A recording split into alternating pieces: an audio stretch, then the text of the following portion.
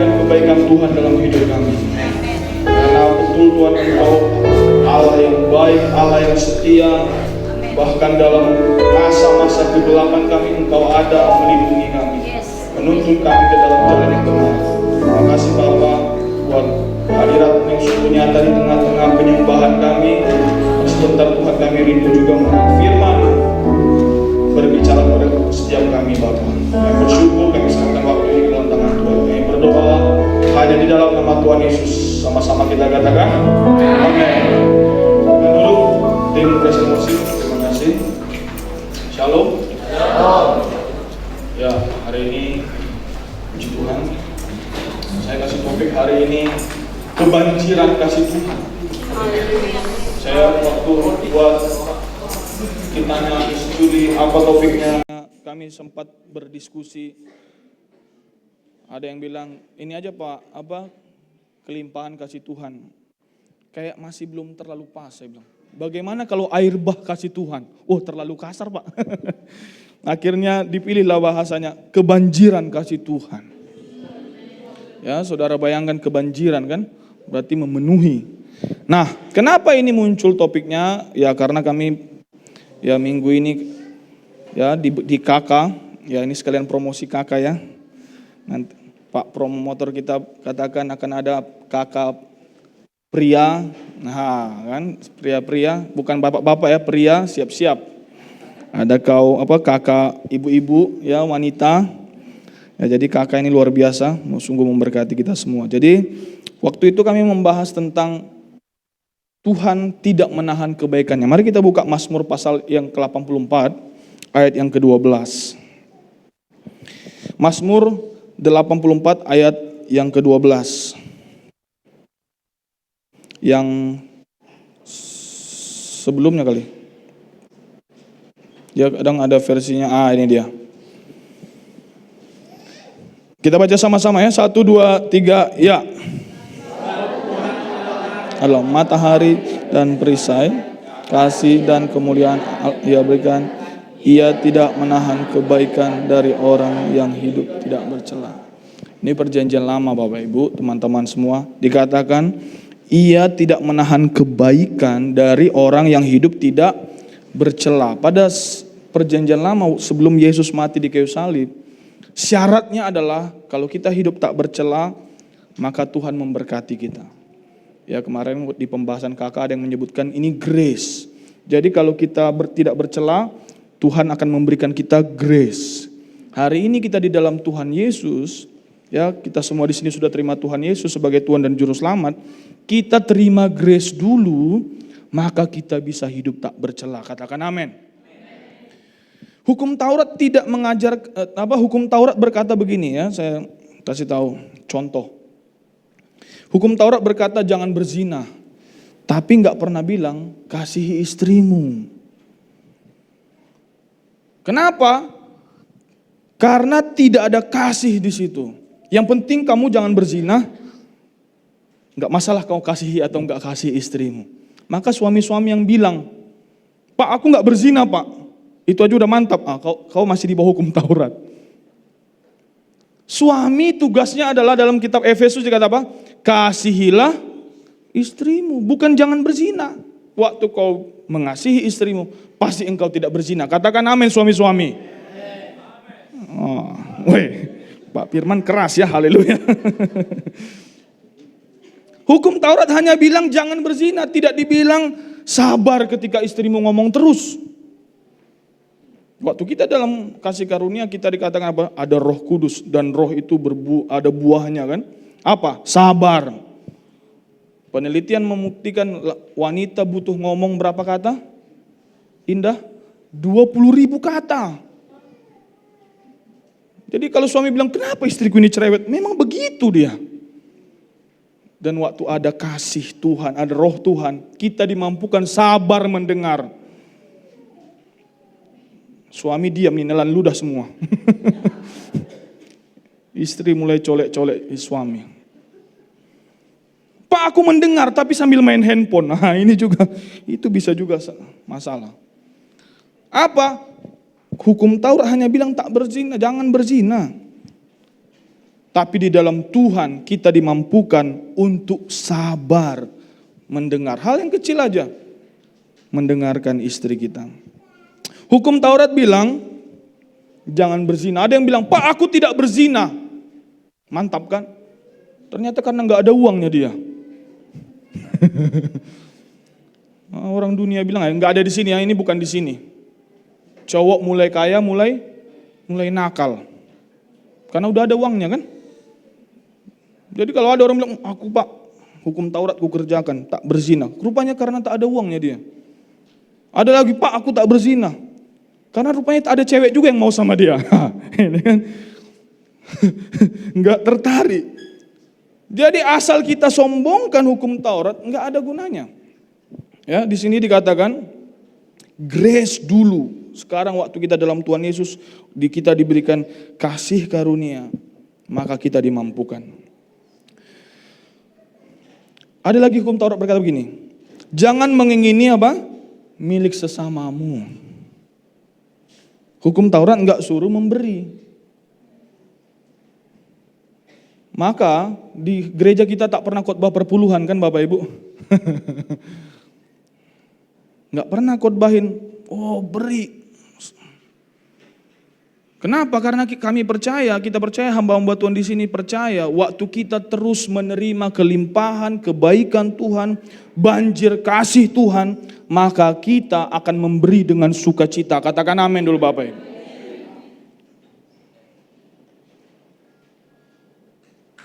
Jadi enggak perlu dikhotbahkan harusnya ya, paham-paham lah ya, kasihlah perpuluhan kan gitu. Tapi tak perlu dikhotbahkan itu. Itu harusnya buah. Maka ada di kisah seorang anak muda yang kaya dan Zakheus. Anak muda yang kaya bergerak dari apa? Hukum Taurat. Dia bilang apa? Tuhan, apa yang harus kulakukan agar aku masuk ke dalam kerajaan Allah?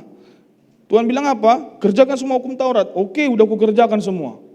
Tuhan Yesus bilang, jual semua hartamu, kasih. Dia mikir, yang satu ini janganlah. Kenapa? Karena dia bergerak dari hukum Taurat. Sedangkan Zakheus, dia datang kepada Yesus, Tuhan Yesus bilang apa? Aku mau datang ke rumahmu. Dia terima dulu kasih Tuhan. Dia yang dihindari orang, dia yang dibenci orang, dia yang dianggap musuh dalam selimut karena dia tukang pungut pajak. Tiba-tiba Tuhan mau datang ke tempat dia. Dan dia bilang apa? Aku kembalikan 4 kali lipat kalau ada yang kutipu. Enggak disuruh loh. Maka saya percaya di gereja kita ini adalah orang-orang yang memberi dengan sukacita.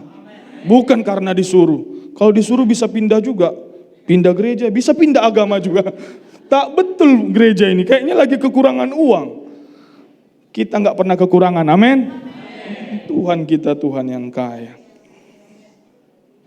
Jadi hukum Taurat tidak memampukan kita berbuat baik. Tapi dikatakan agar kita tidak berbuat cela, berbeda loh. Hukum Taurat menjaga kita agar tidak berbuat cela, tetapi tidak memampukan kita untuk berbuat baik. Itu berbeda. Tadi saya kasih gambaran, suami jangan berzina, tetapi tidak dikatakan untuk mengasihi istri. Ya, tetapi kabar baiknya hari ini penulis Alkitab ini ya, pribadi yang hidup itu namanya Yesus ada dalam diri kita, amin. Dia yang memampukan kita. Itu kata pembukaan Bapak Ibu ya, kita buka Roma ayat 7, Roma pasal 7, ini kakak kami sebelumnya. Paulus dia bergumul ya. Dia mau melakukan hal yang baik tapi hal yang buruk dia lakukan. Roma pasal 7 ayat 24. Kita belajar sama-sama ya betapa pentingnya kita merasa dikasihi ya. Ya, aku manusia celaka, siapakah yang akan melepaskan aku dari tubuh maut ini? Tubuh kita ini, daging kita ini.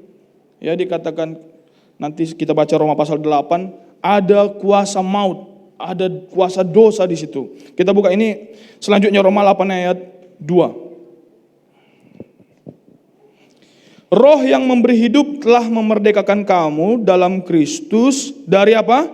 hukum dosa dan hukum maut. Ini saya pernah bagikan di kakak. Jadi roh yang memberi hidup itu bahasa Inggrisnya the law of spirit. Ya, hukum dosa dan hukum maut itu katanya ininya adalah the law of sin and law of death. Saya pernah kasih contoh itu. Jadi law ini bukan bicara hukum aja tetapi sistem. Jadi hukum gravitasi, ya. Contohnya hukum gravitasi itu adalah waktu kita lompat pasti kita jatuh ke bawah. Enggak peduli selangsing apapun saudara, pasti lompat jatuhnya ke bawah, enggak jatuh ke atas. Oke? Maka ada satu lagi namanya hukum aerodinamis. Hukum inilah yang dipakai pencipta pesawat agar pesawat itu bisa terbang. Tadi yang langsing pun kalau lompat jatuhnya kemana? Ke bawah. Tapi segemuk apapun saudara, jangan lihat kiri kanan. Segemuk apapun Bapak Ibu, teman-teman semua, kalau naik pesawat, tetap terbang dia. Jangan bilang nanti terbang gak pesawat ini ya. Enggak lah. Turun kau, gendut kali kau, jangan gitu. Nanti berat, enggak. Kenapa? Karena kita ada dalam pesawat itu. Nah, dikatakan di sini, roh yang memberi hidup yang telah memerdekakan kamu dari tubuh tadi. Yang dikatakan Paulus, siapakah yang akan memerdekakan aku dari melepaskan aku? Karena dia sendiri tidak mungkin. Kita sendiri dengan kekuatan kita tidak mungkin bisa. Kita perlu satu pihak yang melepaskan kita, yaitu siapa? Roh, the law of spirit. Maka saya percaya bukan seminar yang membuat kita menjadi lebih baik. Bukan motivator, mungkin saudara bayar ratusan ribu, jutaan. Wah, formatnya menarik Pak, benar, betul menarik. Ya, menjadi suami yang baik, wah, menjadi istri yang baik. Akhirnya setelah seminar biasanya bukannya jadi lebih baik, malah menjadi lebih menuntut. Apa yang kau pelajari tadi di seminar? Udah bayar mahal, gak ada perubahan. Enggak, tetapi waktu kita di dalam, ya kan, dalam roh tadi, bukan hanya tindakan luar kita yang berubah, tapi hati kita yang diubahkan Tuhan, Bapak Ibu. Amin. Jadi mulai dari mana? Dari kita tahu kita perlu terima roh ini. Jadi kalau tadi dikatakan di Roma, jadi kitab Roma ini adalah kitab teologinya kita. Jadi dia urut semua. Di Roma pasal 7 bicara tentang kita itu sebenarnya menikah dengan hukum Taurat. Kita harus tunduk pada hukum Taurat. Maka kita tidak bisa bersekutu dengan Tuhan, kenapa? Karena kita berbuat dosa, karena hukum Taurat. Nah, di pasal 8 dikatakan kita enggak menikah lagi dengan hukum Taurat itu. Kita telah mati kepada hukum Taurat. Kita lihat Roma pasal ayat ketiga. Ya kan? Sebab apa yang tidak mungkin dilakukan oleh hukum Taurat, karena tak berdaya oleh daging, telah dilakukan oleh Allah. Oke? Yang kita tak sanggup itu setelah dikerjakan ya. Dengan jalan mengutus anaknya sendiri dalam daging, yang serupa dengan daging yang dikuasai dosa karena dosa. Ia telah menjatuhkan hukuman atas dosa di dalam daging. Jadi kita dikatakan tidak lagi menikah dengan hukum Taurat. Kita sudah menikah dengan kasih karunia. Sekali menikah ya sudah menikah. Kadang-kadang gak tahu ya, yang baru mungkin yang pas yang baru menikah mungkin pas baru bangun kayak aku udah menikah belum ya gitu. Mungkin sadar gak sadar. Atau mungkin yang sudah menikah pun kadang-kadang gak sadar sudah menikah. Kadang-kadang ya saya kadang-kadang bergumulan juga. Tiba-tiba nanti ada yang ngajak keluar ya kan. Jam 10 malam, jam 11 ketemu. Pas mau saya pergi, saya lihat istri saya udah cemberut. Oh, saya udah menikah ya ternyata. Gitu. Jadi kalau orang bilang, jangan suami takut istri, bukan masalah suami takut istri, kita pun harus perhatikan ya istri kita, Bapak Ibu. Ya bapak-bapak ya, bapak-bapak. Jadi ya situlah ya, paham lah itu kan. Karena kadang-kadang ada tuh, jam 11 saya diajak, ayo ngopi Pak. Yang ngajak itu niatnya baik ya kan, traktirin. Tapi istri saya udah cemberut dia. Enggak kubuka lagi pintu katanya. Oke, sampai mana tadi? Kadang-kadang kita lupa sama. Kadang kita lupa udah menikah sama kasih karunia. Kita masih tergoda dengan melihat mantan kita itu siapa? Hukum Taurat. Bagaimana mungkin? Gimana mungkin aku bisa diberkati kalau masih begini? Aku belum melakukan ini. Jadi waktu kita mulai buat syarat-syaratnya, kita masih di bawah hukum Taurat. Nah jadi hari ini ingatlah bahwa kita enggak menikah dengan hukum Taurat lagi. Bahwa kita enggak single. Kita sudah menikah dengan kasih karunia. Amin. Jadi waktu kita menikah, sekali menikah tetap menikah. Perasaan boleh berubah. Kita bukan hidup oleh karena perasaan. Kita hidup oleh iman. Amin. Roma, ya tadi sudah Roma 8 ayat 3 ini saya jelaskan sedikit ya. Dikatakan begini. Yang serupa dengan daging yang dikuasai dosa karena dosa. Maksudnya apa Pak? Oke begini ya. Kalian pernah lihat nggak di TV atau apa itu ada suami lemparkan istrinya ke laut? Suami langsung semangat. Mungkin waktu lihat itu mah kalau macam-macam ku lempar juga kawan.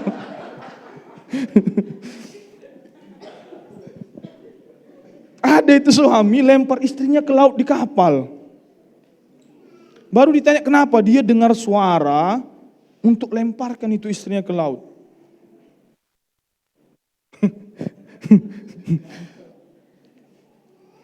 Pelan ya. Jadi ada dia suara, ada pikiran muncul sama dia, lemparkan istrimu ke laut.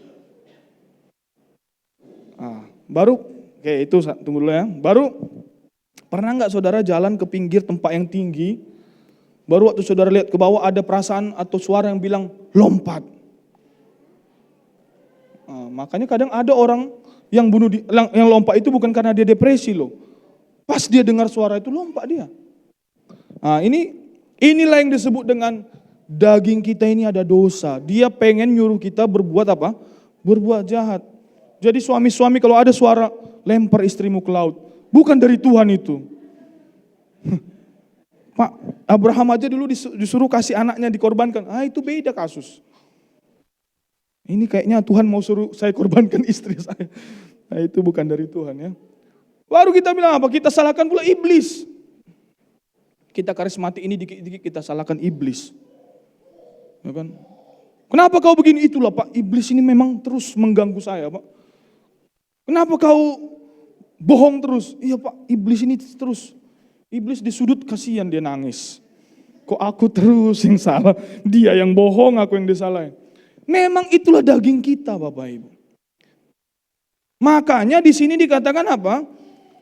Dengan jalan mengutus anaknya sendiri dalam daging yang serupa dengan daging yang dikuasai dosa karena dosa, ia telah apa? Menjatuhkan hukuman. Jadi dosa itu sudah dihukum. Pak Jo sering bilang dalam hukum dan dalam dunia peradilan kalau sudah dihukum satu kesalahan tidak bisa dihukum lagi. Dosa yang di sini adalah sin dia tanpa s. Dosa yang memang bawaan dari kita Adam. Maka tubuh kita ini selalu kalau kita ikuti pengen berbuat dosa. Bahkan dari kecil pun anak kecil sudah bisa berbuat dosa kan. Asal dia pengen sesuatu nangis dia kan. Pas sudah dikasih diam, air matanya stop. Itulah kita sebut air mata buaya ya. Makanya ya, mungkin ibu-ibu belajar juga dari situ. Nangis pas dikasih diam. Ya ibu-ibu ya. Istri saya nggak pernah begitu Bapak. Jadi waktu kita mulai menyadari ternyata kita ini lemah, kita ini butuh Tuhan. Butuh seseorang yang menyelamatkan kita. Tadi dibilang Paulus apa? Siapakah yang akan melepaskan aku?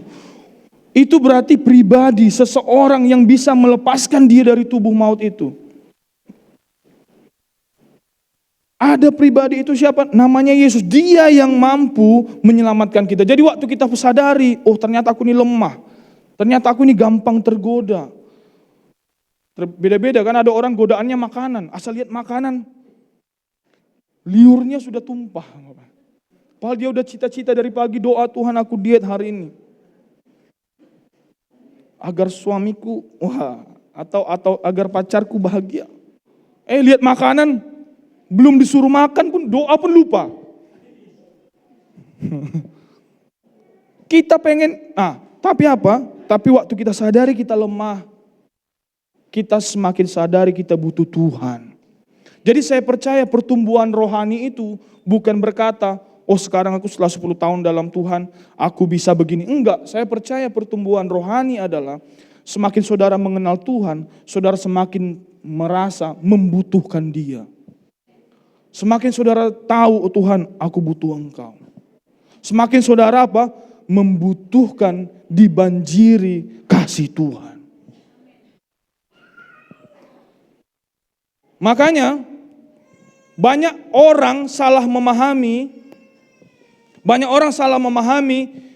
ayat di Matius 20 ayat 28. Coba buka Matius 20 ayat 28.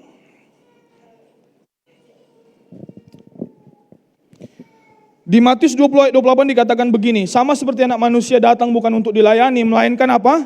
Untuk melayani dan untuk memberikan nyawanya menjadi tebusan bagi banyak orang. Orang bilang kita ini bukan untuk dilayani, tapi untuk melayani. Maka banyak orang melayani tanpa mengizinkan Tuhan melayani dia terlebih dahulu. Tanpa mengizinkan Tuhan mencurahkan kasihnya terlebih dahulu kepada dia, dia mulai mau mengasihi orang lain. Tanpa mengizinkan Tuhan mencurahkan kesabarannya, mencurahkan kemurahannya kepada dia, dia mencoba murah hati, sabar kepada orang lain. Maka orang mulai apa? Kehabisan kesabaran. Maka hari ini izinkan firman Tuhan mengingatkan saudara, Tuhan katakan aku datang bukan untuk dilayani, tapi untuk melayani. Hari ini Tuhan mau melayani saudara. Dia mau bersihkan kaki saudara. Dia mau memberikan saudara kasih-Nya, membanjiri saudara dengan kasih setianya. Amin. Kalau kita lihat hidup kisah contoh satu lagi yang menarik adalah di Lukas pasal 10 ayat 38. Ini contoh cepat aja. Lukas 10 ayat 38 sampai 42, nanti saudara bisa baca juga tentang kisah Maria dan Marta. Maria duduk di dekat kaki Yesus mendengarkan Yesus berbicara, sedangkan Marta sibuk. Dan apa yang terjadi? Marta komplain. Oke, perhatikan, ini dia koneksinya. Marta komplain, dia bilang apa? Tuhan gak pedulikah kau? Aku sibuk di sini. Maria duduk. Bapak Ibu, waktu kita tidak izinkan Tuhan melayani kita dulu, waktu Tuhan mencurahkan kasih-Nya kepada kita, maka kita satu merasa capek, kedua merasa orang tidak peduli sama kita. Banyak hamba Tuhan, nah ini bagi kita semua yang melayani di komsel, yang melayani di altar, yang melayani jemput jemaat, semua saudara punya fungsi masing-masing. Suami melayani istri, istri melayani suami. Semua kita punya fungsi melayani. Sebelum kita melayani, terima dulu Tuhan Yesus melayani kita. Kalau enggak, ini Tuhan enggak pedulikah kau? Kok Maria duduk enak-enak aja? Tahu enggak apa jawaban Tuhan Yesus? Coba ayat 40 kali ya. Coba lihat apa jawaban Tuhan Yesus. 41. Tetapi Tuhan Yesus menjawab begini ya. Marta, Marta, engkau khawatir dan menyusahkan diri dengan banyak perkara. Ayat 42. Yang dikatakan, ini dia. Tetapi hanya satu saja yang perlu. Katakan sama-sama, hanya satu saja yang perlu. Hanya satu saja yang perlu. Apa? Maria telah memilih bagian yang terbaik yang tidak akan diambil daripadanya. Alkitab mencatat dengan jelas hanya satu yang perlu. Kalau gitu Pak nggak perlu melayani. Bukan nggak perlu Bapak Ibu. Kalau gitu nggak perlu melayani suami. Aku nggak perlu jemput jemaat. Aku nggak perlu jadi singer. Aku nggak perlu jadi WL, nggak perlu jadi pengkhotbah. Bukan. Tetapi satu pertama yang penting. One is necessary. Apa? untuk duduk diam menerima dari Tuhan. Ya, bagi worship leader, singer, menyembah itu adalah kelimpahan karena kita sudah menikmati kasih Tuhan. Jadi bukan karena WL baru menyembah Tuhan. Ini menjadi pengingat bagi saya juga sebagai pengkhotbah. Waktu saya khotbah, ini adalah kelimpahan dari ketika saya mendengar Tuhan. Banyak orang bisa stres, kenapa enggak mau khotbah? Saya ingat dulu waktu saya siswa, kami komsel, tunjuk-tunjukan di sampai di situ. Kau yang khotbah ya, kau yang khotbah. Kenapa? Karena mempersiapkan khotbah hanya pada saat mau khotbah. Tetapi kalau itu merupakan kelimpahan, anytime. Maka suami bisa mengasihi istri kalau itu sudah kelimpahan. Kalau enggak, istri macam apa kau? Suruh makan, disuruh masak apa? Nasi ayam goreng yang dimasak ayam gosong. Ya tapi istri belajar masak juga lah ya, jangan pula sampai gosong. Jadi itu dia. Kalau kita bisa menerima terlebih dahulu, maka dikatakan apa? Ketika kita minum air itu, air hidup itu, maka akan mengalir aliran kehidupan. Ada 3 poin dampak waktu kita izinkan Tuhan membanjiri kita dengan kasih-Nya. Yohanes pasal 13, poin pertama, dampak waktu kita mengizinkan Tuhan membanjiri kita dengan kasih-Nya. Yohanes 13 ayat 22 sampai 26. Kita baca sama-sama. Ya, murid-murid itu memandang seorang kepada yang lain, mereka ragu-ragu siapa yang dimaksudkan. Tuhan Yesus ngomong, ada yang akan mengkhianati aku dari sini. Dan ngapain mereka di situ? Mereka saling memandang satu sama lain. Ya, tapi apa ya, ayat 23 nanti saya jelaskan.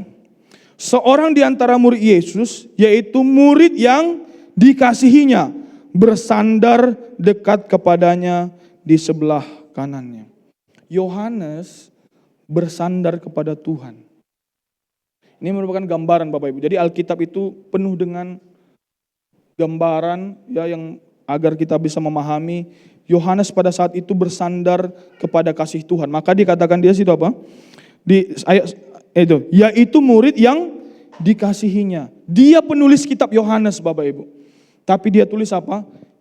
Dia bersandar, yang dikasihinya itu bersandar kepada Yesus. Yohanes, dia bersandar kepada kasih Tuhan. Ya, dia bukan bersandar kepada kekuatannya, dia bukan bersandar kepada kasihnya kepada Tuhan, tetapi dia bersandar kepada kasih Tuhan. Nah, di sini dimulai tadi ayat 22 dikatakan mereka saling bertanya, siapa yang akan mengkhianati Tuhan? Oke, ayat 24. Kepada murid itu, kepada Yohanes, Simon Petrus memberi isyarat dan berkata, gini dia bilang kan, Yohanes, tanya siapa yang dimaksudkan. Karena mereka semua saling lihat, tidak menemukan jawaban. Oke, ayat 25. Murid yang duduk dekat Yesus itu berpaling dan berkata kepadanya. Tadi dia bersandar kan, waktu dibilang Petrus kau tanyalah. Yohanes bilang, Tuhan siapakah itu? Siapakah yang akan berkhianat? Ayat 26. Tuhan Yesus jawab enggak? Jawab Yesus, dialah itu yang kepadanya aku akan memberikan roti sesudah aku mencelupkannya. Sesudah berkata demikian ia mengambil roti, mencelupkannya dan memberikannya kepada Yudas anak Simon Iskariot. Ini karena kita baca kita tahu. Tapi pada saat itu hanya Yohanes yang tahu siapa yang akan mengkhianat. Jadi waktu dibilangnya Tuhan siapa yang akan mengkhianati engkau? Tuhan bilang nanti yang kukasih ini dia akan mengkhianat. Jadi apa yang kita bisa pelajari? Ya, di sini saya catat barang siapa yang bersandar kepada kasih Tuhan adalah orang yang paling hubungannya dekat kepada Tuhan. Oke, saya ulangi. Orang yang bersandar kepada kasih Tuhan, yang membanggakan kasih Tuhan kepadanya, justru itulah orang yang paling dekat kepada Tuhan. Orang sering bilang hamba-hamba Tuhan kalau kami ketemu, Pak jangan khotbahkan kasih Tuhan terus dong. Jangan khotbahkan kasih karunia Tuhan terus dong. Nanti mereka justru jadi suka-suka. Dari kisah ini kita tahu, Justru orang yang menyandarkan dirinya kepada kasih Tuhan, justru dia yang dekat kepada Tuhan. Dan dia katakan murid yang paling dikasihi oleh Tuhan. Makanya satu gereja Jakarta, ya, Bethesda Church, ya. Jadi dia selalu bilang kepada jemaatnya, bagus juga itu. Ulangin ini katanya. Aku adalah orang yang paling dikasihi Tuhan. Yohanes bilang gitu, akulah murid yang paling dikasihi Tuhan. Waktu kita katakan itu, kita sedang membanggakan kasih Tuhan kepada kita. Amin. Justru saat kita membanggakan kasih Tuhan, kita menjadi dekat kepada Tuhan. Kita bandingkan dengan Petrus, Bapak Ibu, ya. Petrus dia membanggakan kasih dia kepada Tuhan. Dia bilang begini, di depan semua murid ini, Tuhan, kalau semua orang ini meninggalkan Engkau, aku sekali-kali tidak. Ya kalau mau agak sombong kan agak sembunyi-sembunyi lah, ini di depan semua. Kalau orang ini semua lari Tuhan, aku sekali-sekali tidak. Dan saudara udah tahu semua ceritanya. Di depan seorang perempuan nanya, kayaknya kau bagian dari mereka. Dia 3 kali disangkalnya Tuhan Yesus. Kenapa? Menurut saya Petrus itu betul-betul tulus mencintai Tuhan, mengasihi Tuhan. Tapi yang salah adalah dia membanggakan kasihnya itu. Jadi hari ini saya berharap saudara kita semua di sini, kita adalah orang-orang yang bangga dikasihi Tuhan. Amin. Banggalah Tuhan membanjiri engkau dengan kasih Tuhan. Ada satu orang lagi namanya Yudas. Yudas dia mencoba menghukum dosanya sendiri. Kalau saja dia sabar beberapa jam lagi, seharusnya dia sabar lagi dikit lagi dia tahan. Bukan dia yang harusnya bergantung diri, tetapi Tuhan Yesus yang digantung di kayu salib. Dan pasti dia dapat kesempatan lagi. Tapi apa yang diambil? Dia ambil untuk menghakimi dirinya sendiri. Bapak Ibu, kita manusia ada jatuhnya juga. Jangan hakimi dirimu. Kami dulu komsel, ada 15 orang di situ anak-anak muda, yang hadir itu hanya 8. Kenapa? Saya tanya, Ito kenapa enggak ikut? Nanti runtuh gereja kalian itu. Kenapa? Dia anggap dia orang berdosa, enggak layak. Dia layak di kamar aja, enggak usah. Hari ini enggak Bapak Ibu. Engkau layak. Amin. Engkau layak dikasihi, engkau layak diberkati. Poin yang kedua, ketika kita dibanjiri oleh kasih Tuhan, Yohanes pasal 19 ayat 26 sampai 27.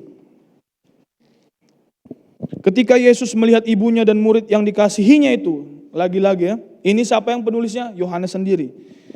Dan murid yang dikasihnya itu sampingnya, berkatalah ia kepada ibunya, "Ibu," dibilangnya sama ibunya, "inilah anakmu." Ditunjuknya Yohanes. Kemudian ayat 27, kemudian katanya kepada murid-muridnya, "Inilah ibumu." Dan sejak saat itu murid itu menerima dia dalam rumahnya. Yang bisa kita pelajari dari sini, waktu kita mengandalkan kasih Tuhan, kita bisa dipakai Tuhan menjadi alatnya. Saya sering juga diskusi bagaimana agar kita dipakai Tuhan. Salah satu yang kemarin saya sharing juga kepada kepada pengerja, maunya tahun ini 80% jemaat kita ikut melayani. Baik di komsel, baik penginjilan, baik ibadah raya, apapun itu dalam bentuknya enggak masalah, tapi 80% jemaat kita minimal ikut melayani. Itu bisa terjadi kalau kita dibanjiri kasih Tuhan. Kita bisa dipakai Tuhan. Katakan amin Bapak Ibu. Jadi hanya dengan mengandalkan kasih Tuhan itulah kita bisa teguh. Kalau enggak kita seperti Marta tadi. Kok dia enggak? Kok dia begitu? Kita akan saling lihat kiri kanan. Kok dia begitu Pak? Aku sudah lakukan ini, kok dia enggak semangat seperti saya?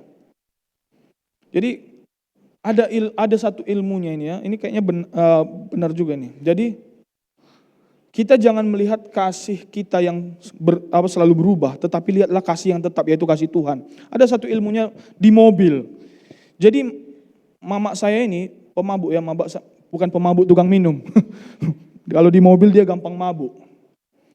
Jadi bapak saya dulu supir, jadi dia bilang begini, jangan kau lihat kiri kanan itu goyang.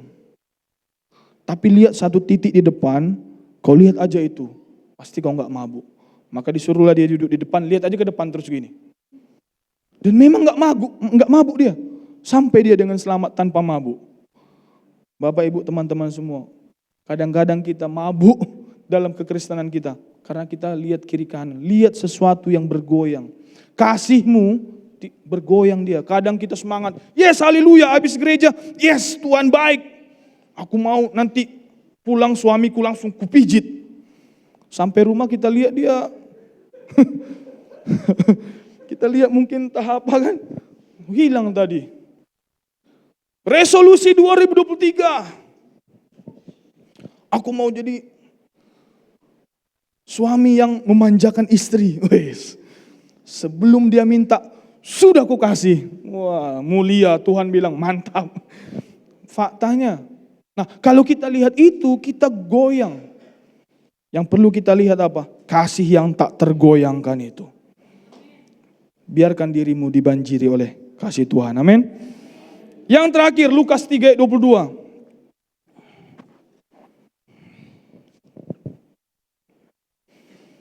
Dan turunlah Roh Kudus dalam rupa burung merpati. Ini waktu Tuhan Yesus dibaptis. Dan terdengarlah suara dari langit. Sama-sama baca 1, 2, 3 ya. Engkaulah anakku yang kukasihi, kepadamulah aku berkenan. Pada saat itu Tuhan Yesus belum melayani Bapak Ibu. Pada saat itu Tuhan Yesus belum menyembuhkan orang sakit. Belum mengkhotbahkan Injil. Belum menjangkau orang-orang, belum. Dia baru mau memulai pelayanannya. Tapi Tuhan mulai itu dengan apa? Engkaulah anakku yang kukasihi. Hari ini Tuhan Yesus ada dalam diri kita. Tuhan Allah Bapa setiap hari ngomong sama kita, engkaulah anakku yang kukasihi. Dampaknya apa? Setelah ini pasal 4 Tuhan Yesus pergi ke padang gurun, dituntun Roh Kudus. Dia dicobai oleh iblis. 3 kali dicobai, 3 kalinya dia mampu memenangkan pencobaan itu. Dia bilang apa? Kalau kau anak Allah. Ya kan? Padahal Tuhan bilang inilah anak yang kukasihi. Bukan cuman anak loh. Saudara ini bukan cuman anak-anak Allah. Saudara anak Allah yang dikasihi. Katakan amin. Jadi bukan sekedar anak Allah yang dikasihi. Maka Tuhan Yesus mampu melewati itu dan dia mulai pelayanannya. Hari ini sebelum kita melakukan apapun, sebelum saudara memulai harimu, sebelum saudara mulai mengasihi istri saudara, mengasihi suami saudara, mengasihi anak-anakmu, mulai sebelum melayani di gereja, sadarilah, dengarkan Tuhan berbicara, engkaulah anakku yang kukasihi. Maka saudara pasti bisa berbuah. Ya, Tuhan Yesus pergi kemana-mana, ada orang diselamatkan. Setelah diomongkan itu, dia mampu, dia pergi. Ya, ada orang yang buta dia sembuhkan. Ada orang berbondong-bondong ikut dia. Ada 12 muridnya. Ada lagi yang lain. Kenapa dia berbuah? Dimulai dengan ini. Dia dibanjiri kasih Tuhan. Jadi harapan saya pada hari ini, diingatkan lagi kita, biarkanlah dirimu dibanjiri oleh kasih Tuhan. Ya, dengan begitu banyaknya masalah hari ini, ya, dibanjiri dengan berita-berita buruk, maunya setiap hari engkau katakan, aku adalah orang yang paling dikasihi Tuhan. Waktu kau lihat suamimu aneh-aneh, aku orang yang paling dikasihi Tuhan. Waktu kau lihat istrimu cerewetnya bukan main, aku orang yang paling dikasihi Tuhan. Ya, saya kesaksian kayaknya udah di Komsel. Jadi waktu Valentine ini kan bicara kasih ya. Waktu Valentine itu saya nggak buat sesuatu sama istri saya, Bapak Ibu. Facebook semuanya penuh dengan Valentine. Ada yang candlelight dinner, ada yang posting foto di Facebook. Saya nggak ada posting apa-apa. Saya nggak bawa istri saya ke tempat yang spesial. Pas malam-malam, kok nggak ada kau rayakan? Ini Valentine. Alasan kita suami-suami Valentine is every day. Jurus lama, ya kan? Bilang aja pelit. Valentine is every day. Tapi saya mulai ingat lagi. Tuhan kan mengasihi saya. Dia berikan nyawanya. Harusnya aku pun, ya kan? Kasihlah istri seperti Kristus mengasihi jemaat. Nah, saya bertobat saya pikir gimana lah buatnya ya. Satu kali pas siang gitu, kami lagi duduk berdua. Yang aku udah pesan hotel yang mantap. Weh, semangat dia. Ini hotel bintang 3,5. Ya kan, bukan bintang 3, 3,5. Karena saya cek budget saya, ini aja lah. Yang penting ke hotel YouTube judulnya kan, biar happy aja lah dia gitu. Saya bilang, di mana yang kata dia. Saya bilang, nih cek namanya, mantap ini. Bukan Oyo ini saya bilang. Dia cek, salah cek dia. Diceknya di KTM. Ini KTM yang, terima kasih. Tadinya dia cemberut jadi senyum dia sepanjang hari. Akhirnya saya nggak enak, kok istri saya ini kok bilangnya KTM. Nanti pas hari H bukan KTM bisa repot. Jadi saya bilang, yang kayak mananya kok cek tadi kok KTM. Iya ini KTM. Ini saya klikkanlah sama dia. Dilihatlah ternyata Hotel Batu Aji Bapak Ibu. Hotel 3,5. Hotel di Batu Aji. Baru dia tadinya sudah semangat jadi turun lagi dia kan. Itulah kalau kita melihat sekitarnya bisa berubah. Tadi semangat jadi lemas dia. Tadi udah kubayangkan katanya kita makan di pinggir laut. Kita ini sekarang di Batu Aji, kita makan di mana? Saya bilang, tenang yang di depannya itu ada tempat makan, ya kan? Ada kolam renangnya, enak lah pokoknya. Sejam lah saya meyakinkan dia bilang oke lah. Bukan tulus ya, oke lah katanya. Tapi saya berpikir, Tuhan, kok enggak ikhlas istriku ini. Akhirnya sampailah pada harinya, tanggal 20 itu, saya ingat tanggal 20 Februari. Bayangkan, 14 Februari ini kan, Valentine. Tanggal 20 lah, tanggal 19-nya ternyata Pak Gembala Senior, Pak Jo lagi ada di sini. Dan ada teman pelayanan dari Medan datang ke Batam. Saya pikir kalau saya pergi ke hotel, kurang bagus juga lah. Ya udahlah, saya pikir kita kasihlah sama orang ya. Kita suruh ada ya teman kita lah yang ke hotel biar enjoy. Oke. Nah teman kita itu pun bahagia lah kayaknya. Oke, habis itu udahlah. Hilanglah hotel tadi. Tapi ya masih kepikiran maunya ke hotel. Baru kami bahas-bahas, enggak jadi tanggal 20, maunya tanggal 3 Maret. Singkat cerita, saya belum booking hotel apa kan. Singkat cerita tanggal 2 Maret kami ketemu sama saudara ipar dari Jakarta. Dia kerja di Pertamina, dia nginap di hotel bintang 4 di daerah Nagoya.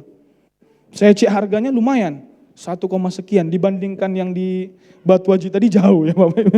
Jadi dia ngomong begini, harusnya saya check out besok, yaitu apa? Tanggal 3. Tanggal 3 dia tetap nginap. Tapi karena dia udah harus pulang, dia tawarin. Mau gak kalian nginap di hotel? Yes. Kita sebagai orang Indonesia ini kan agak sombong dulu. Kita agak-agak cuek dulu. Mau gak? Pas ditanya, mau. Akhirnya kami dikasih kuncinya hari itu. Nginaplah kami di hotel bintang 4 Bapak Ibu. Ya. Bukan karena kasih saya. Kasih saya tadi hanya hotel Batu Aji. Tapi kasih Tuhan. Makanya waktu itu kulihat, wah Tuhan thank you Lord. Kasihku sebatas hotel Batu Aji. Tapi Tuhan tak izinkan. Dikasihnya hotel di Nagoya sana. Baru pelajaran rohani saya bilang, tuh kan jangan bersungut-sungut. Oh, sempat juga, masih sempat sombong ya kan. Maka jangan bersungut-sungut.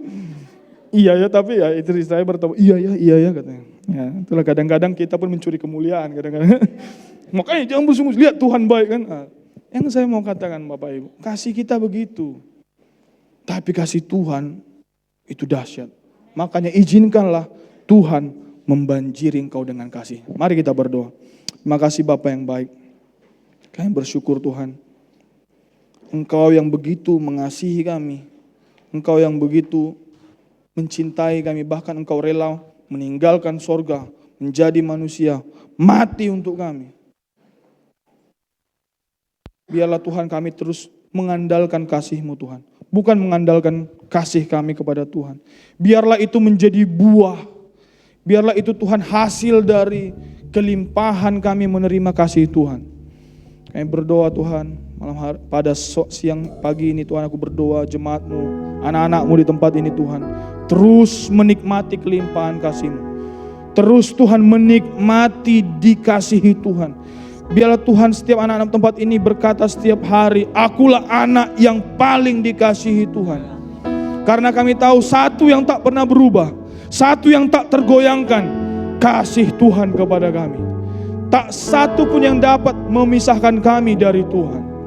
Terima kasih Bapa, Kau yang terus menguatkan kami, memampukan kami menikmati kasih-Mu. Terima kasih Bapa. Meteraikan firman-Mu Tuhan, biarlah ini menjadi tertanam kuat dalam hati kami dan berbuah manis dalam kehidupan kami. Kami bersyukur, kami berdoanya di dalam nama Tuhan Yesus. Sama-sama kita katakan, amin. Tuhan Yesus berkati.